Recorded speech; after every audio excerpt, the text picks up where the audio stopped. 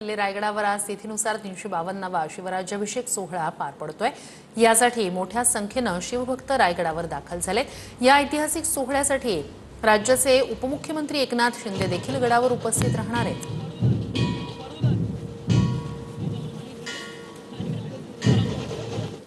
शिवाजी महाराजांचा 352वा शिवराज्याभिषेक सोहळा जो आहे तो किल्ले रायगडावरती मोठ्या उत्साहामध्ये एकत्रित आपल्याला पार पडताना दिसतोय। मोठ्या प्रमाणामध्ये शिवभक्त जे आहेत ते संपूर्ण देशभरातून किल्ले रायगडावरती एकत्रित दाखल झाल्याचे दिसत आहेत। प्रत्येकाच्या हातामध्ये भगवे ध्वज जे आहेत ते उत्साहामध्ये डोलताना आपल्याला दिसतात। भगवी शाल भगवे ध्वज हे प्रत्येक शिवप्रेमीचं प्रतीक असतं आणि तेच प्रतीक आहे ते आपल्याला किल्ले रायगडावरती प्रत्येक शिवभक्ताकडे आपल्याला एकत्रित पाहावयास मिळत आहे। आपण पाहतोय ढोलताशा पथक जे आहे त्या ढोलताशा पथकामध्ये छत्रपती शिवाजी महाराजांचा निनाद जो आहे तो किल्ले रायगडावरती एकत्रित घुमताना दिसतोय।